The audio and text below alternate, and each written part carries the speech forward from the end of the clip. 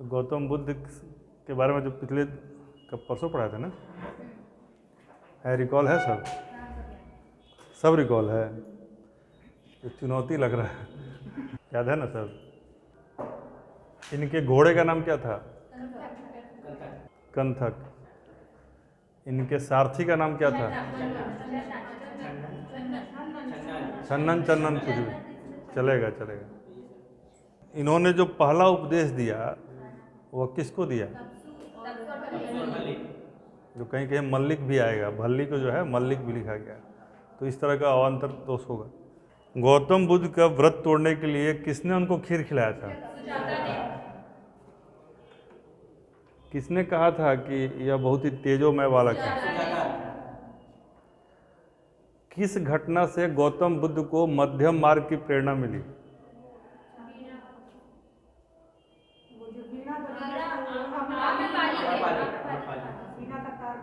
वीणा की तार वाली घटना से। क्या था वीणा की तार वाली घटना? आप लोग में से कोई बजाता है? आप लोगों से वीणा किसी को बजाने आता है? कोई भी वाद्य यंत्र?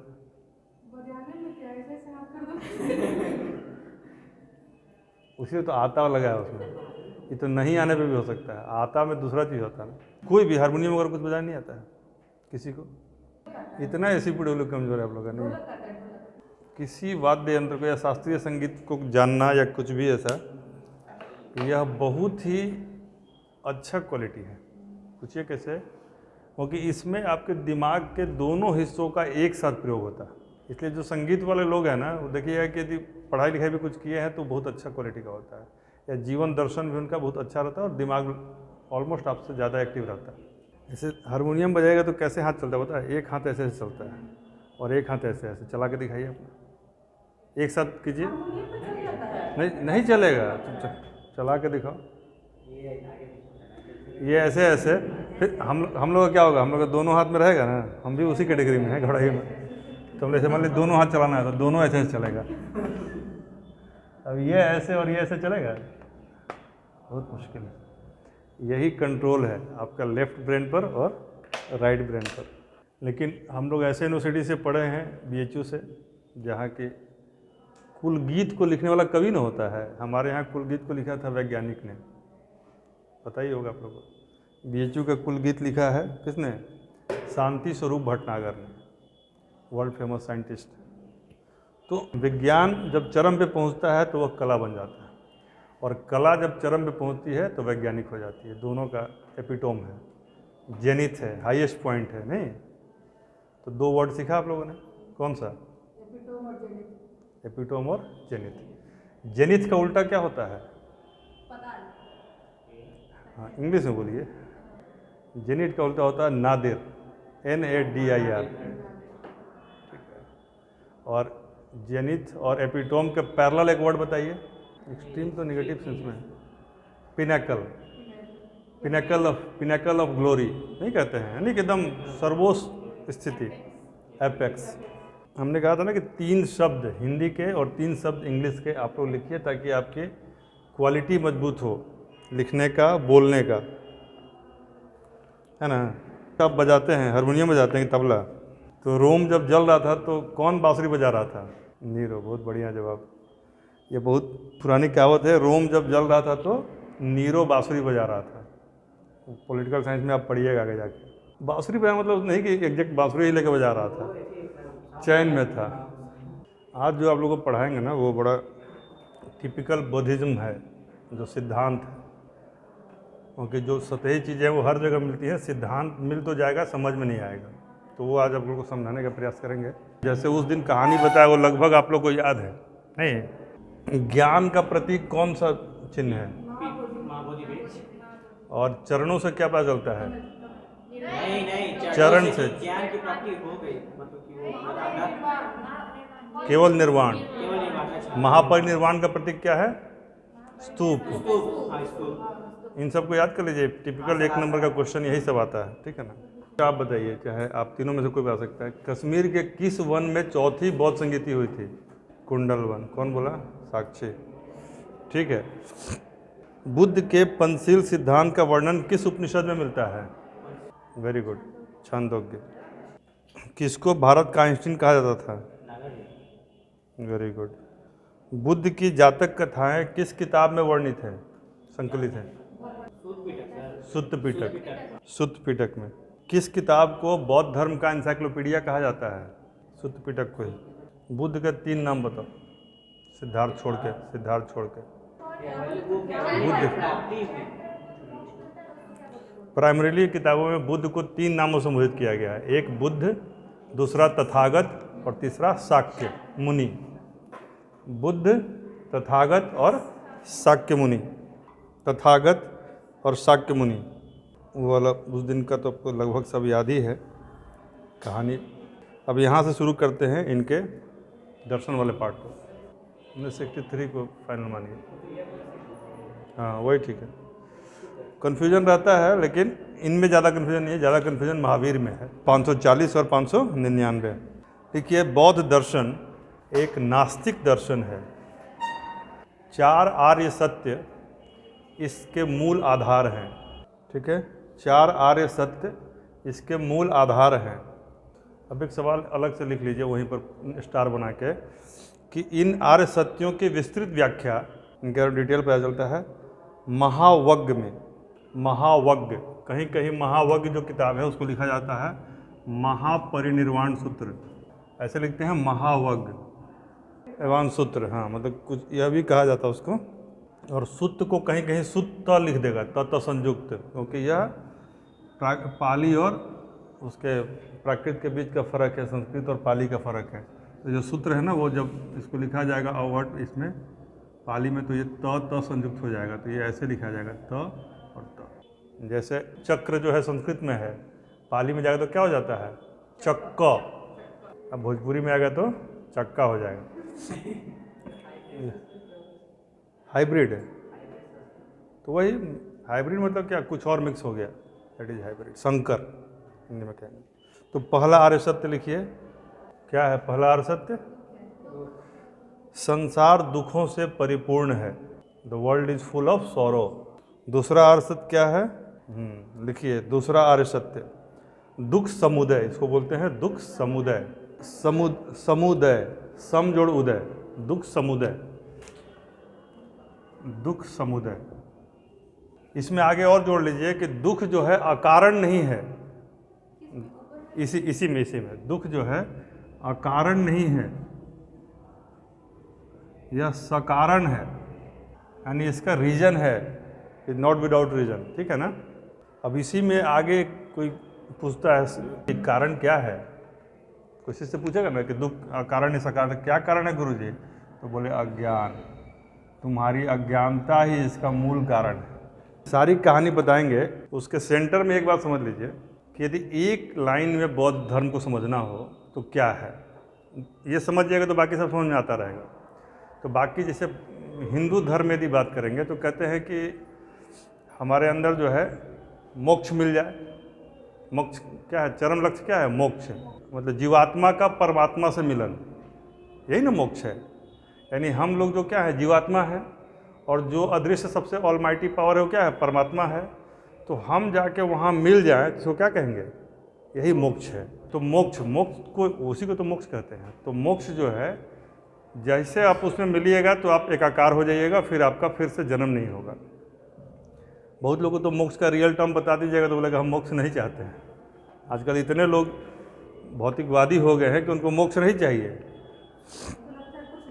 लेकिन जब बौद्धिज्म में जाइएगा तो वो कहता है कि मोक्ष क्या है? तो यह चेतना के प्रवाह का रुक जाना है। क्या है? चेतना के प्रवाह का रुक जाना ही मोक्ष है। तो ये और कड़ा हो गया। अब चेतना क्या है? तो इट इज मतलब कि जो फ्लो ऑफ कंसाइंसनेस है, चेतना मतलब कंसाइंस को चेतना बोलते हैं, उसका रुक जाना। अब लेकिन चेतना समझना भी तो बहुत मुश्किल काम है। तो हुआ कि नहीं, आपके अंदर यदि कोई इच्छा रह जाएगी ना तो आपका पुनर्जन्म होगा। इसलिए कई बार हम मजाक में बोलते हैं कि आपके अंदर इच्छा कुछ बचा हुआ है, इसलिए आपका जन्म अब तय है। इच्छा शून्य हो जाए तो आपका जन्म नहीं होगा। चेतना कब शून्य होगी? जब इच्छाएं शून्य हो जाएंगी। ऐसा तो चेतना का प्रवाह का रुक जाना, यानी कि आपके कोई इच्छा न बचे, नहीं तो मन में रहेगा नहीं ये कर लेते ना तो बड़ा अच्छा रहता, और पता कि डेथ हो गया तो वो करने के लिए फिर जन्म होगा, नहीं होगा, उसका चेतना बचा रह गया। तो 550 जन्म तो बुद्ध को लेना पड़ा। तो बुद्ध की जो 550 कहानियाँ हैं, जातक कथा जिनको कहते हैं, या इनके 550 जन्मों की कहानियाँ हैं। तो एक लाइन में यदि कोई पूछे कि निर्वाण क्या है, बुद्धिज्म में जो निर्वाण है वो क्या है, बोलिए। चेतना के प्रवाह का रुक जाना। क्या है मोक्ष? क्या है बुद्धिज्म में मोक्ष क्या है? जैसे हिंदुइज्म में क्या है, जीवात्मा का परमात्मा से मिलन ही मोक्ष है, और यहाँ चेतना के प्रवाह का रुक जाना क्या है? निर्वाण है। और जरा मरण के चक्र से मुक्ति मिल जाना जैन धर्म में क्या कहलाता है? कैवल्य। तो जो जैनिज्म का कैवल्य है, जो बुद्धिज्म का निर्वाण है, और हिंदुइज्म में वो मोक्ष है। वो लेकिन वहाँ मोक्ष में पुनर्जन्म वहाँ पे ही है, यहाँ पुनर्जन्म है कि नहीं है? पुनर्जन्म है, लेकिन ईश्वर को नहीं मानते हैं। तो ईश्वर को बिना माने पुनर्जन्म की व्याख्या करना बहुत कठिन है ना। जैसे ईश्वर मान रहे तो सब चीज़ को सर्वधर्मान परित्यज्य माम एकम शरणम व्रज, सब कुछ छोड़ के हमारे शरण में आ जाओ, यह ईश्वरत्व को कहता है। लेकिन यहाँ क्या है, इनके ऊपर बहुत समस्या है कि बिना ईश्वर को स्थापित किए पुनर्जन्म बताना। तो इन्होंने क्या किया है, उसको लिया चेतना, कि चेतना यदि आपके अंदर बची हुई है तो आपका जन्म फिर से होगा। आगे जब इसका पूरा थ्योरी पढ़ाएंगे तो समझ में आ जाएगा, अभी तुरंत समझ में आ जाएगा, ठीक है ना। अभी बस एक लाइन याद कीजिए, it is stop of flow of conciseness, या फिर चेतना के प्रवाह का रुक जाना, या क्या है? निर्वाण है। महापरिनिर्वाण केवल बुद्ध को, निर्वाण सभी के लिए संभव है। चलिए लिखिए, दूसरा हो गया। तीसरा क्या था? दुष्ट निरोध क्या है? निदान। यानी उस ज्ञान का जो प्राप्ति कीजिएगा तो दुख का निदान हो जाएगा। और चौथा क्या है? क्या क्या तरीके हैं उसके? ये 4 आर्य सत्य हैं। दुख निरोध प्रतिपदा। इसी मतलब यदि ज्ञान नहीं होगा तो आदमी जन्म मरण चक्र में रहेगा, उसको भव चक्र बोलते हैं, भव चक्र, ठीक है। अभी जो दुख समुदय है ना, इसी के 12 अंग हैं। लिखिए, दुख समुदय के 12 अंग हैं। दुख समुदय के कितने अंग हैं? 12। ये जो 12 अंग हैं, ये क्या है? इन्हीं को कहते हैं द्वादश निदान। द्वादश निदान, अभी ध्यान रखिएगा, ये द्वादश निदान आप सबसे अभी के अभी हम पूछेंगे। द्वादश निदान यानी 12 चीज़ होगा। प्रतीत समुत्पाद जो आप पढ़ रहे हैं, जो इसका मेन थ्योरी है, उसका सेंट्रल पार्ट यही है। अब लिखिए, ये जो 12 अंग हैं, इसमें 2 के कारण जन्म होता है। 12 निदान है ना, क्या है? द्वादश निदान। तो लिखिए, इसमें 2 के कारण जन्म होता है, जिसको कहते हैं अविद्या और संस्कार। यानी अविद्या रहेगी और संस्कार रहेगा। अभी संस्कार का अर्थ बड़ा डीप है। अविद्या और संस्कार यह पूर्व जन्म में है। जैसे मान लीजिए हम खूब पढ़ाए आप लोग को और समझ में नहीं आया, तो क्या हो जाएगा? अविद्या रह जाएगी। कितना भी पढ़ाने पर समझ में नहीं आया, कितना भी समझाने पर समझ में नहीं आया, तो क्या रह जाएगा? अविद्या रह जाएगी। और अविद्या जब रहेगी तो संस्कार शेष रह जाएगा। बात को समझिएगा, ये संस्कार मतलब अच्छे संस्कार वाला संस्कार नहीं है, यह इच्छाओं का शेष होने वाला संस्कार है। यानी संस्कार का शेष रह जाना, आपके अंदर में कुछ चीज़ें, आप निर्लिप्त नहीं होंगे, आपके साथ कुछ जुटा रह जाएगा, इसी को संस्कार कहते हैं। जो आपसे जुट जाए वही आपका संस्कार है। तो अविद्या के चलते क्या होगा? संस्कार शेष रह जाएगा, यानी संस्कार बचा रह जाएगा। आपके अंदर कुछ चीज़ें लिपटी हुई रह जाएंगी। इन शब्दों को समझिए, साथ में रह जाएगा। आपको जब जलाया जाएगा तो आपके अंदर वो संस्कार बचा रह जाएगा। निर्लिप्त निर्ग्रंथ आप नहीं हैं, आपके अंदर कुछ लिप्त है, कुछ चिपटा हुआ है। हाँ, तो लेके जाना नहीं था, आप पॉकेट में डाल लिए, तो लीजिए, अब फिर से आइए, फिर से आपका होगा पेशी। तो अविद्या और संस्कार का रह जाना, यानी कि विद्या का ना आना, सही अर्थ में ज्ञान का न होना, और उसके चलते संस्कार का लिपटे हुए रह जाना, बचे हुआ रह जाना। संस्कार मतलब हमारे किए गए कर्मों का फल हमारे साथ लिप्त हो जाना, या फिर हमारे अंदर दमित इच्छाओं का हमारे अंदर रह जाना, इसी को संस्कार कहते हैं। क्लियर हो गया? अविद्या संस्कार कुछ समझा सकता है हमको? अविद्या क्या है, संस्कार क्या है, क्या सही है, क्या गलत है, क्या किया जाना चाहिए, क्या नहीं करना चाहिए, क्या सत्य है, क्या असत्य है, इसकी जानकारी न होना अविद्या है। और संस्कार क्या है? वही जो मेरे फॉर्मूला बताते हैं, happiness is equal to 1/d, H is equal to 1/d, inversely proportional to desires. आप करके देखिए, यदि मैथमेटिकली आप देखेंगे कितना अच्छा है। H is equal to 1/d, ये मेरा ही बनाया फॉर्मूला है, ये कहीं पढ़ाई में नहीं मिलेगा आपको। तो ये क्या है, आप इसको बढ़ाइएगा तो क्या होगा, ये जितना बढ़ेगा या इतना कम होता जाएगा, ये बढ़ेगा तो, और ये जितना कम होगा या इतना बढ़ेगा।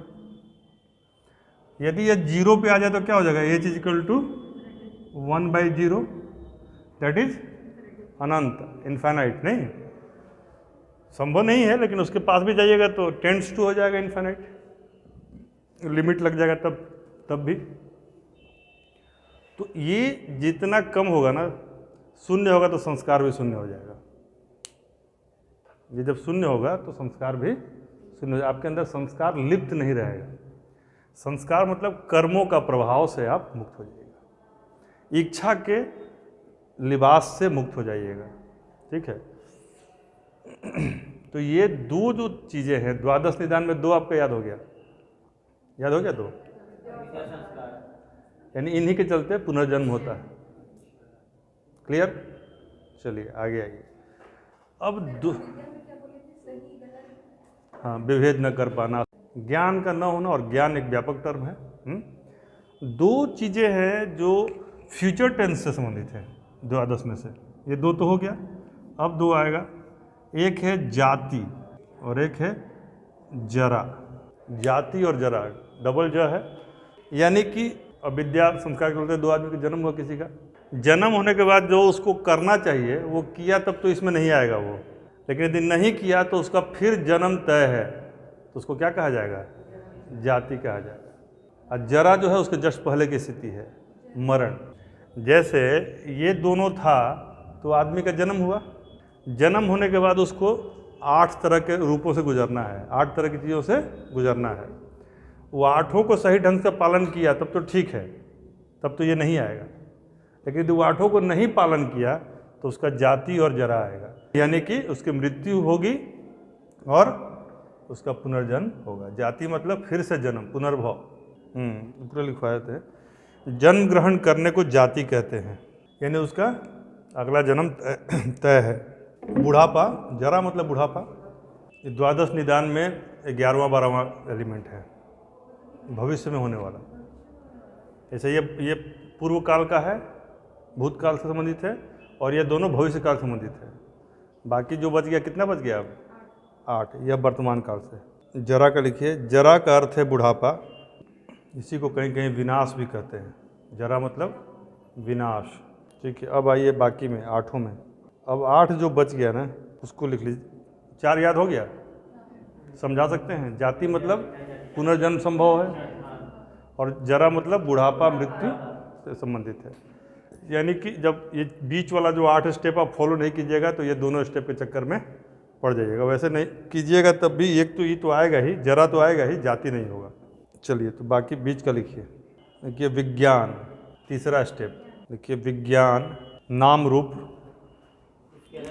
हाँ, विज्ञान नाम रूप षडायतन।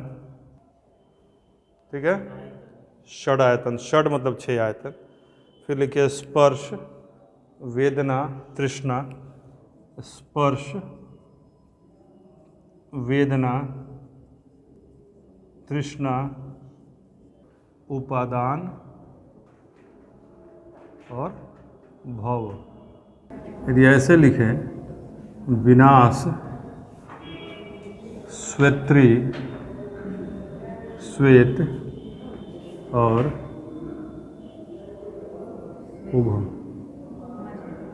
उभय या उभय होता है। लेकिन यहाँ यदि ये 3 शब्द आपको याद रहे तो ये 8 याद रहेगा।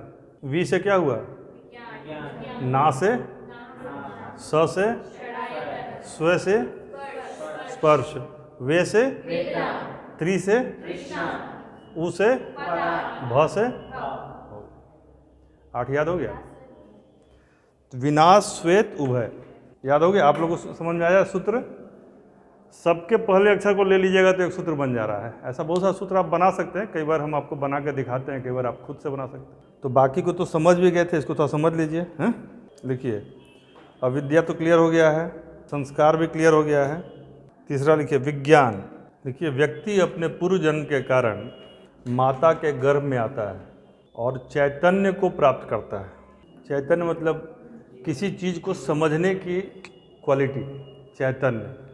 तो चैतन्य मतलब चेतना उसके अंदर पहली बार कब आती है? चेतना जो है पहले ही आ जाती है। कब? माता के गर्भ में ही बच्चा को भोजन, प्यास, इच्छा, सदिच्छा, ये सब की शुरुआत हो जाती है। तब ना वो लात उत भी मारता है सब। कहने मतलब कि आप उसके मन का कीजिए ठीक है ना, तो अंदर से विद्रोह शुरू कर देता है।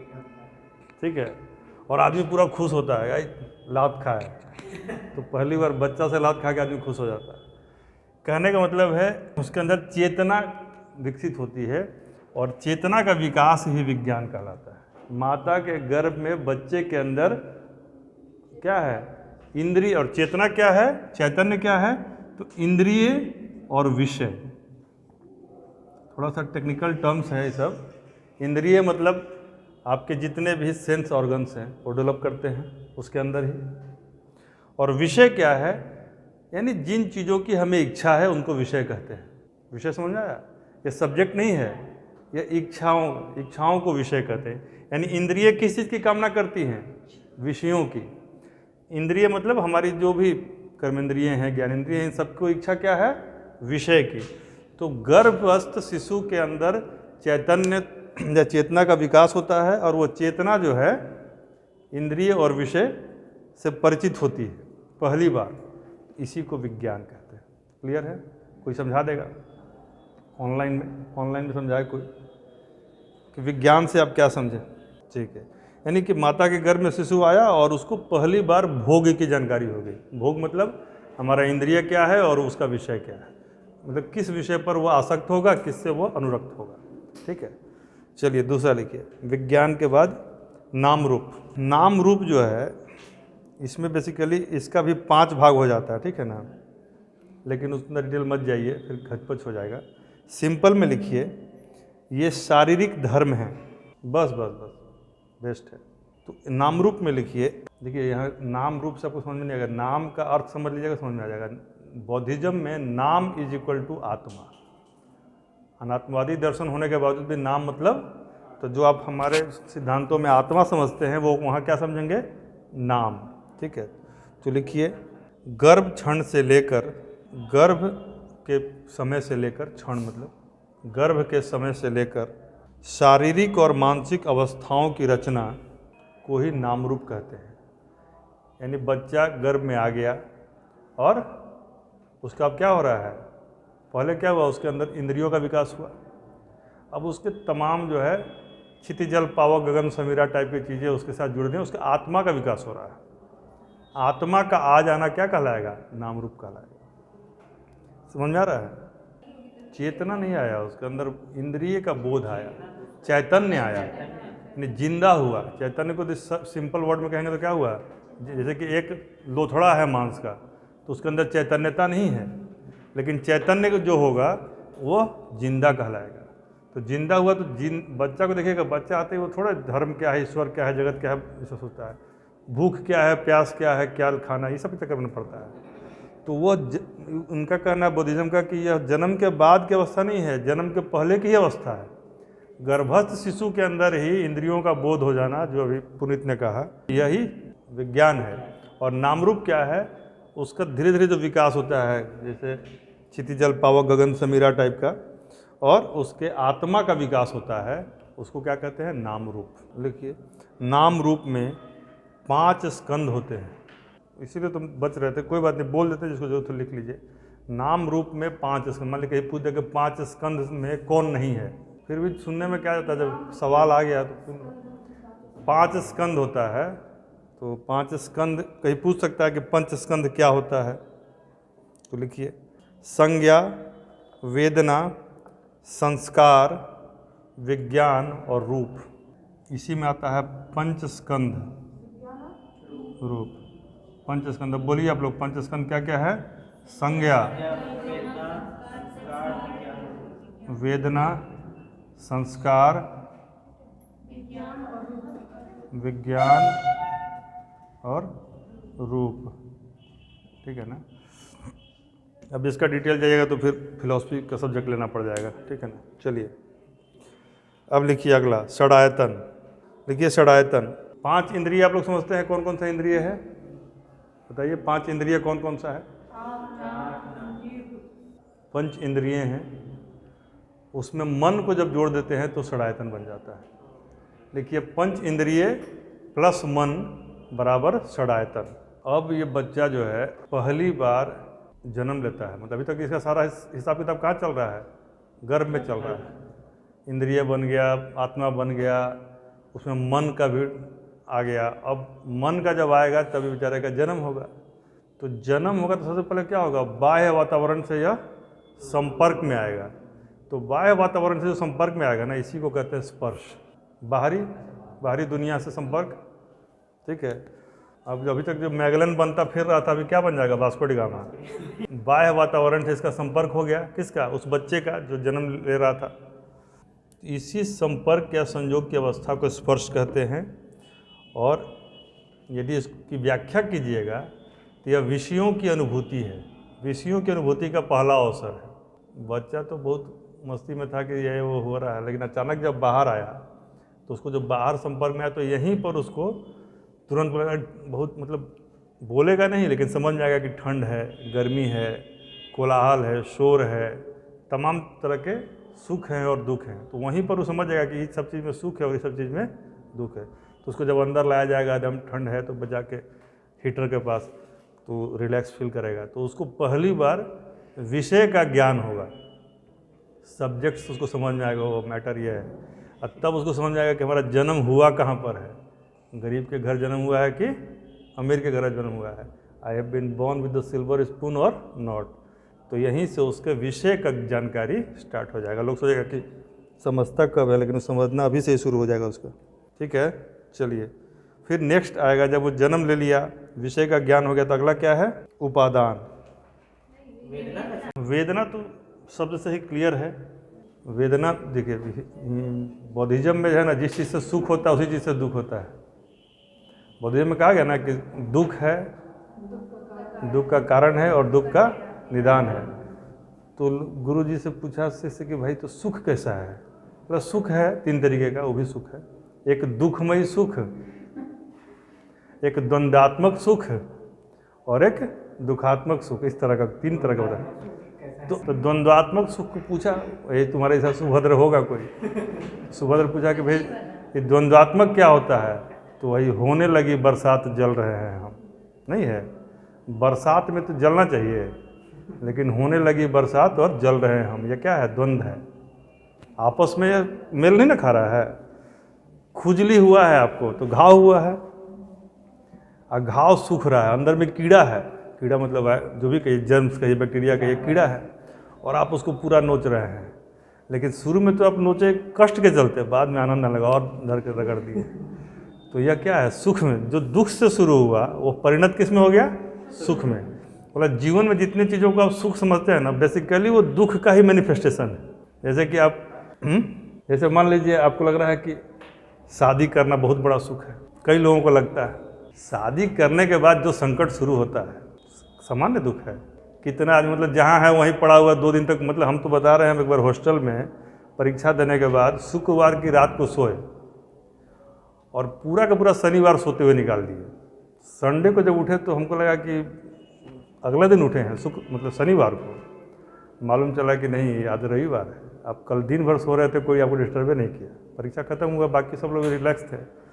मतलब बगल कमरा में दोस्त जिंदा है कि मर गया किसी को पता नहीं। ज़िंदगी वो भी एक था कि कोई आपको डिस्टर्ब ही नहीं कर रहा था। यहाँ तो आधा घंटा लेट हो जाए तो जाना पड़ता है। नहीं, यह किसी व्यक्ति विशेष की तरफ नहीं कहा जा रहा, जनरल एक बात है। कहने का मतलब है कि आपको विवाह जैसे सुख का कारण लग रहा है, कि दुख का कारण भी है ना बहुतों के लिए। तो यही जितना भी सुख है, सबसे बढ़िया सुख बताइए भोजन। खूब अच्छा खाना पीना, भोजन। तो देखिए कि अंततः वह दुख का कारण है। जितना बढ़िया खाना लगेगा उतना ही आपके सेहत के लिए नुकसानदायक होगा। जितना ज़्यादा सोइएगा उतना ही रोग का घर बन जाएगा शरीर। तो अंततः जितने भी सुख के साधन हैं अंततः आपको दुख में ले जाके पटक देंगे। खूब टीवी देखने में अच्छा लग रहा है, खत्म हो गया, आँख कान सोचने की क्षमता सब खत्म। तो इतना दुख में नहीं पड़िए, आगे बढ़िए, नहीं तो खतरनाक हो जाएगा। अगला क्या है? वेदना तो समझ में कोई दिक्कत ही नहीं है। नेक्स्ट क्या है? तृष्णा। वेदना लिखिए, यह सुख और दुख के अनुभव को वेदना कहते हैं। यानी दुख हो रहा है तब भी वेदना है, और सुख भी अतिशय हो रहा है, सुख हो रहा है तो भी वेदना है। यह बौद्धिज्म के संदर्भ में, जनरल संदर्भ में नहीं। ठीक है, अगला क्या है? तृष्णा। विषयों के प्रति आसक्ति को तृष्णा कहते हैं। विषय तो आप लोग समझ गए ना? हाँ, कोल्ड ड्रिंक पीना एक विषय है। ठीक है, आसक्ति, एक्सट्रीम डिजायर अबाउट समथिंग, किसी चीज़ के बारे में आसक्त होना, मतलब एकदम उसके बिना ऑब्सेसिव हो जाना, उसके बिना न रह पाना, नो न कह पाना, यानी कि नाग न कह पाना, यह सब क्या है? आसक्ति है, ऑब्सेशन है। जैसे कि अच्छा लगना ऑब्सेशन नहीं है, अच्छे को ना कह पाना, अच्छे को ना नहीं कह पाना ऑब्सेशन। देखिए, किसी को कोई फूल अच्छा लग गया, अच्छी बात है, लग सकता है, लगना भी चाहिए, लेकिन अब जाके उसको तोड़ ही लीजिएगा, यह आसक्ति है, नहीं है। इसको समझने उदाहरण दे रहे हैं। जैसे आपको बहुत सारी चीज़ें हैं जो ज़िंदगी में अच्छी लग सकती हैं, लेकिन उस पर जो नियंत्रण कर लिया ना, वही इंद्रिय निग्रही है, वही गुड़ाकेश है, वही परंतप है, वही अर्जुन है। अर्जुन को है ना गीता में पढ़ा है कि आप किसी अच्छा लगना इट्स क्वाइट नेचुरल, लेकिन हर अच्छा चीज़ को हम देह पर चढ़ा लें मतलब नहीं ना है। तो उसके बाद भी उसमें न फंसना, उसमें शिकारी आएगा जाल डालेगा और हम फंस जाएंगे, तो मतलब तो इस पे कुछ लोग नियंत्रण कर पाते हैं तो उनका इतिहास बनता है, और जो नहीं कर पाते हैं वो इतिहास बन जाते हैं। दोनों को तो इतिहास से बनना है, ठीक है ना, कोई नहीं। तो सांसारिक विषयों के प्रति आसक्ति। आप लोग यदि पूछे कि जितने द्वादश निदान हैं उसमें कौन से कारण से आदमी का पुनर्जन्म होता है, तो यही कारण है, तृष्णा। इसको स्टार मार्क कर लीजिए। बौद्ध दर्शन में तृष्णा को ही जन्म मरण का यथार्थ कारण माना गया है। और जब बहुत तरह की तृष्णाएं जुड़ जाती हैं आपस में एक साथ, तृष्णा पे तृष्णा, तृष्णा पे तृष्णा, तृष्णा पे तृष्णा, भूल गए हरे कृष्णा, खाली तृष्णा, खाली तृष्णा। मतलब तृष्णा का तो इतना आलम है कि मान लीजिए आप पैशन लेके चल रहे हैं, एकदम रेड लाइट पे खड़े हैं, कर रहे हैं, अचानक बगल में कोई आया, बोला पैशन प्रो, गए काम से। आपका पैशन गो हो गया, उसका हो गया प्रो। वही प्रो कर रहा था, उधर से डिस्कवर लेके वो खड़ा घूम कर, वो भी कर ही रहा था तो आ गया, कौन है अभी नया जो चला हुआ, एवेंजर वगैरह आ गया, तब तक वो भी खत्म। तो हार्ले डेविडसन लेके वो सुतल है, गाड़ी चला रहा है कि सो रहा है पता नहीं चल रहा है, पैर पूरा आगे फेंक दिया है, हाथ ऐसे किए हुए है, शहंशाह की तरह चल रहा है। तो 5 करोड़ का मोटरसाइकिल आ गया, कितना कीजिएगा आप। मान लीजिए ये मोबाइल लेके अपना लगाए हुए हैं, बगल में कोई एप्पल लगा दिया, एप्पल लगा रहे हैं तो उससे भी ऊपर का कोई चीज़ लगा दिया, उसमें भी प्रो है कि मैक्स है कि 10 है कि 9 है, वो जान के करता है, ताकि डेमोन्स्ट्रेशन इफेक्ट में आप पड़े रहें और एक दूसरे से बेहतर होने में उनका जेब भरता रहे। नहीं तो कोई संभव है कि एक मोबाइल बनाने वाली कंपनी का नेटवर्थ $3 ट्रिलियन हो जाए। जितने बेवकूफ़ों की संख्या है उनके घर के खाते भरते रहते हैं। नहीं तो मोबाइल का काम क्या है, बातचीत हो जाना। कितना पैसा कमाइएगा और कितना रखिएगा, तो अंत में तो यही ना खरीदिएगा। तो जान रहा है कि जिसके पास ज़्यादा है उसको तो खाली बोलेंगे उससे बेहतर है तो ला के ले लेगा, नहीं तो अंत मोबाइल का काम तो बातें करना है। तो यही बुद्धिज्म है। हाँ, यहाँ एक चीज़ और ध्यान में, जिसके पास नहीं हो उसके पास इच्छा का न होना, यह बुद्धिज्म नहीं है। संसाधन और सामर्थ्य हो और तब इच्छाओं पर नियंत्रण हो, यह है कि आपके अंदर दर्शन का ज्ञान है। नहीं तो क्षमा आप कर जाओ तो वो माफ़ कर दिया, बोला कि मार सकते हो क्या हमको, तो जब देह में दम ही नहीं है तो माफ़ क्या करोगे। यानी अपनी संसाधन और सामर्थ्य को बढ़ाना कोई गलत बात नहीं है, उसके बावजूद कर्तव्य और अकर्तव्य का ज्ञान होना ही रियल दर्शन का ज्ञान है। नहीं, देखिए दर्शन का मतलब है कि आदमी को नींद आ जाए, क्लास से हमें सूझ जाए, पूरा सुत गई क्लास में। चलिए, अब या तो क्लास बहुत अच्छा हो रहा है या फिर इनका ज्ञान का लेवल हमसे ऊपर है, नहीं तो शारीरिक संघर्ष भी हो सकता है। हाँ, एक कारण वो भी है। चलिए इसको फिनिश करते हैं। उपादान नहीं बोले, कृष्णा पे कृष्णा, तृष्णा पे तृष्णा जमा हो जाए तो सांसारिक विषयों की उत्कट अभिलाषा, सांसारिक मतलब मेटेरियलिस्टिक थिंग्स के, सांसारिक विषयों की उत्कट अभिलाषा मतलब अभी नहीं मिलेगा तो हम जी ही नहीं सकते हैं, इसके बिना हम रह ही नहीं सकते हैं। और इसका जमा होते जाना, इसका इसी से जमा हो गया तो क्या बन जाएगा? संस्कार बन जाएगा। यदि उपादान हो गया, यानी तृष्णा जब उपादान में कन्वर्ट हो जाएगा तो आप भव हो जाएंगे। तृष्णा जब उपादान में कन्वर्ट हो जाएगा तो आप क्या हो जाएंगे? भव। भव लिखे थे कहीं, यहाँ लिखे थे। भव मतलब पुनर्जन्म, पुनर्भव। पुनर्भव का वर्ड है भव। क्लियर है? पुनर्जन्म होगा। भव मतलब जन्म ग्रहण करने की प्रवृत्ति को भव कहते हैं, यानी पुनर्जन्म। क्लास बहुत इम्पोर्टेंट था। आपको मैसेज लगता है लेट से मिला क्या? आज क्लास बहुत अच्छा था। चलिए, रिपीट करने में आप ध्यान से सुन लीजिएगा, कोई बात नहीं, आपको नोट्स मिल जाएगा, लेकिन और वीडियो भी मिल जाएगा, इसका कोई दिक्कत नहीं। लेकिन फिर भी ये लाइव क्लास का अलग अलग मज़ा होता है, ठीक है ना। तो ये 12 चीज़ें आपको मैंने बताई। विनाश 12 में द्वादश निदान बता रहे थे। द्वादश निदान जो बौद्ध धर्म का एक पिलर है, द्वादश निदान। द्वादश निदान में 2 संस्कार पहले से हैं, यानी जो कब के हैं? ये भूतकाल से संबंधित हैं, ठीक है। और 2 जो हैं भविष्य काल से संबंधित हैं, और बाकी सब वर्तमान से संबंधित हैं। तो 2 जो पहले के हैं वो दोनों बताओ रेणु, कौन सा है? ये 2 पहले वाले कौन से हैं? अविद्या और संस्कार। और जो वर्तमान में यदि सारी चीज़ें अपने ढंग से नहीं हुई तो फिर क्या होना एकदम तय है? आकृति आप बताइए। जाति और जरा। जाति क्या होता है? स्नेहा आप बताइए। जिसका जन्म तय हो कि तुम जाति हो, मतलब तुम जाति हो, मतलब जाति हो नहीं, तुम्हारा जन्म होना तय है। और जरा मतलब बूढ़ा और मरना, ठीक है। अब माइक सब लोग बंद कर लीजिए, ठीक है। जिससे पूछेंगे वो अपना माइक ऑन करेगा, ठीक है। तो 4 याद हो गया। अब 8 जो बचे हैं उनके नाम आप बताइए, 8 के नाम बताइए। बाकी फिर डिटेल एक करके बताएगा लोग, इसको देख के बता दीजिए। विज्ञान, षडायतन, हाँ हाँ, वेरी गुड। तृष्णा, उपादान, अभ्भा से वही कर देते हैं। इसको उभय करने से बढ़िया है उभव कर देते हैं। क्या क्लियर है? चलिए, तो अब बताइए पहला का विज्ञान क्या है? हाँ, मतलब कि गर्भ में चैतन्य हो जाना। चैतन्य मतलब जान, जिंदा। मोटा मोटी चैतन्य मतलब जिंदा।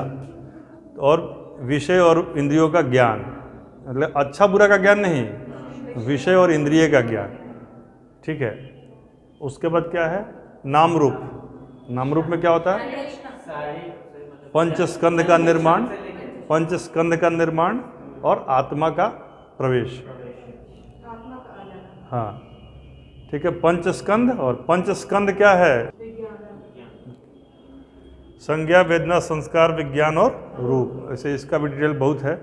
जैसे सिंपल बता रहे हैं, विज्ञान क्या है? नॉर्मल तो आप समझ रहे हैं, एक इसका बता देते हैं थोड़ा सा। जैसे दूर से आप किसी चीज़ को देख रहे हैं तो हमको लगा कि ये लग रहा है आशुतोष आ रहा है, मगर दूर से देखे आशुतोष है, तो आशुतोष है कि नहीं है, लेकिन आशुतोष हो सकता है, ऐसा सोच हमारे अंदर डेवलप हुआ। अब फिर धीरे धीरे पास आ गया।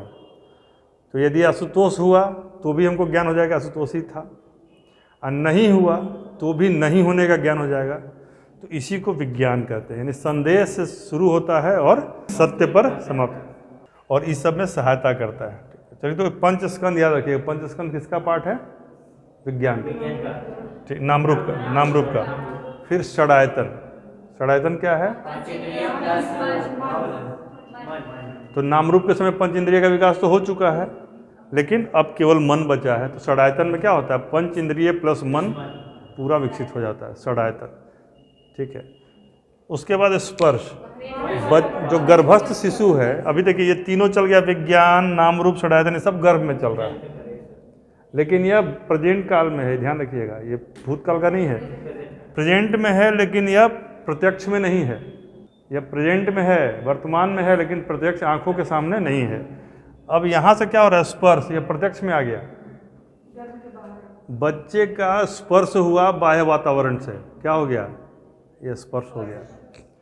और स्पर्श के बाद उसके अंदर काएं कोई करने लगा, वेदना, सुख और दुख का अनुभव नहीं होगा उसको तुरंत फिर ले जाके हीटर के पास रख दिया गया, शांत हो गया, तो उसको सुख और दुख का ज्ञान हो गया। यह वेदना का ही पाठ। तृष्णा, इच्छा किया, उसको अगले दिन ग्राइप वाटर चाहिए, शुरुआत वहीं से होता है। इसको ताल मिश्री पिलाओ, वो ताल मिश्री पीते पीते बाद में जाके क्या पिएगा पता नहीं। तो यहाँ से उसका तृष्णा शुरू हो गया और उसका लिस्ट बड़ा हो गया, हमको ये चाहिए, हमको वो चाहिए, हमको मेरी मर्जी। तो मेरी मर्जी वाला उपादान है, मैं चाहे ये करूँ, मैं चाहे वो करूँ, ये उपादान है। यानी उसकी लिस्ट का लंबा हो जाना, इच्छा का, तृष्णा का उत्कृष्ट हो जाना, उत्कट हो जाना।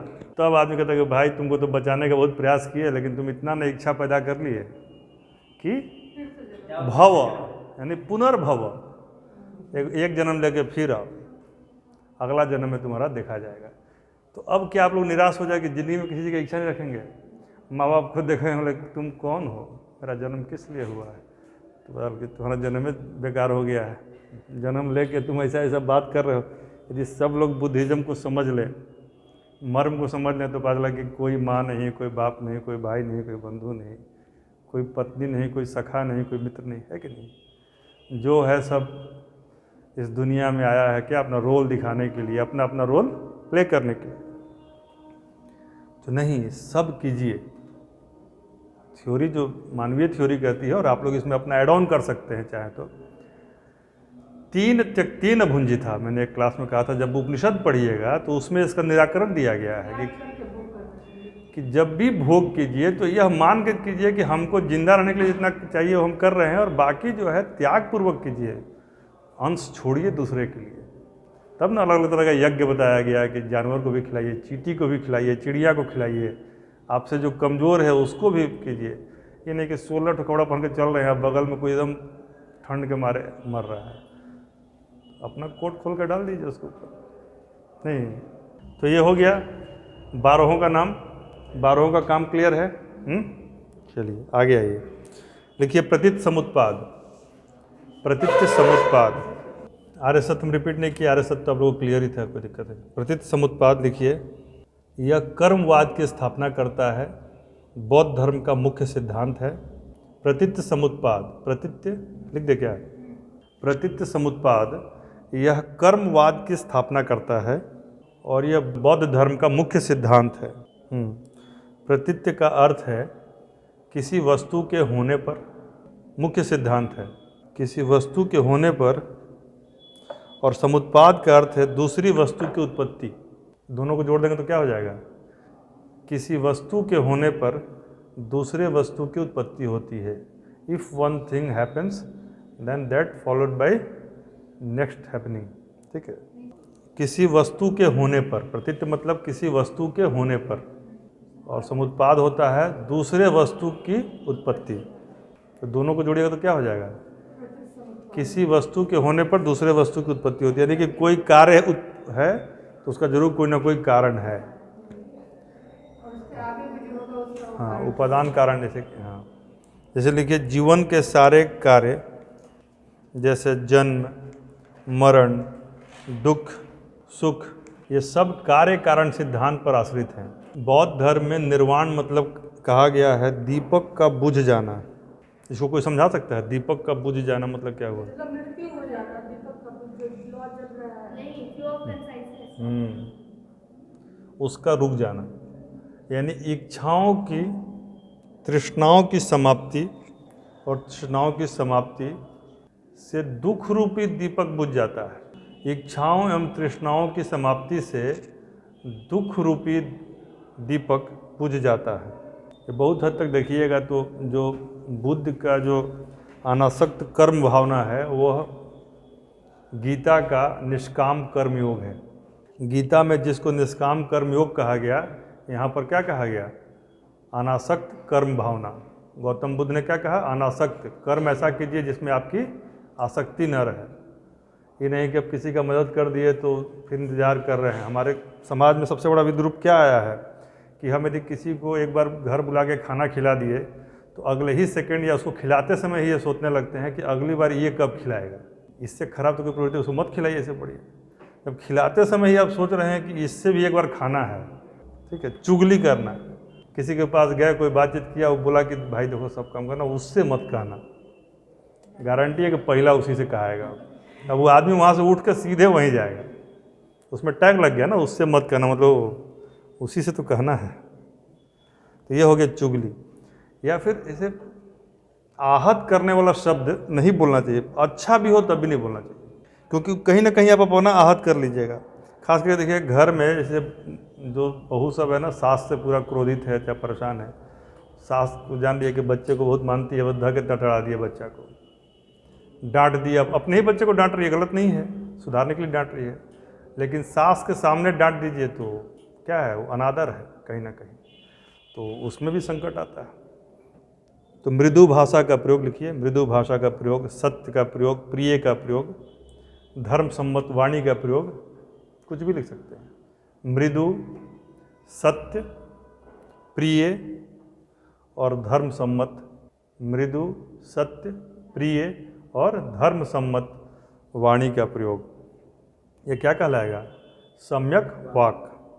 देखिएगा तो सारे जब दर्शन पढ़िएगा ना, तो सारे दर्शनों में इस तरह की बातें हैं, और जो पहले है उसको बाद में लोग कॉपी करते हैं, और ये ऑब्वियस है कि पहले उपनिषद है। तो दुनिया में जितना भी बाद में दर्शन बना, उस सब का जड़ में कौन है? उपनिषद। उपनिषदों को क्या कहा जाता है? वेदांत।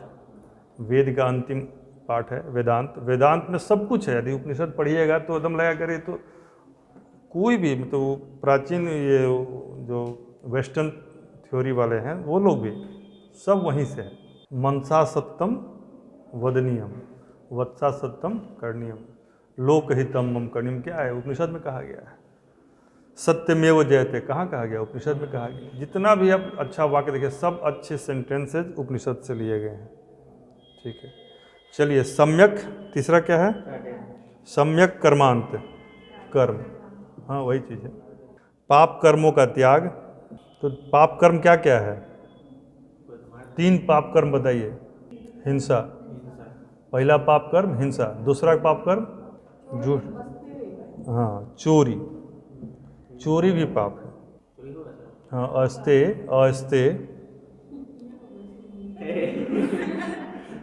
और अब्रह्मचर्य, यानी ब्रह्मचर्य न रखना, ब्रह्मचर्य का पालन न करना, यह भी बहुत बड़ा पाप है।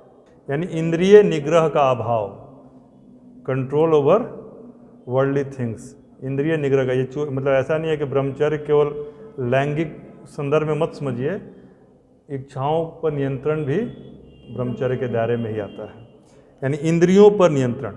तो इसका उल्टा करेंगे तो सब पुण्य कर्म हो जाएगा। तो अहिंसा क्या है? पुण्य है। चोरी करना यदि पाप है तो चोरी न करना पुण्य है। इंद्रिय निग्रह पुण्य है, ठीक है। चलिए अगला लिखिए, सम्यक आजीव, 5वां था ना, सम्यक आजीव, यानी जीविका निर्वाह के लिए उचित मार्ग का फॉलो करना।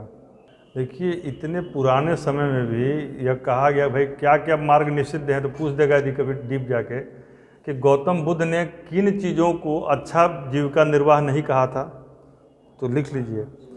शस्त्र, शस्त्र देखिए, जीविका के लिए उचित मार्ग का अनुसरण।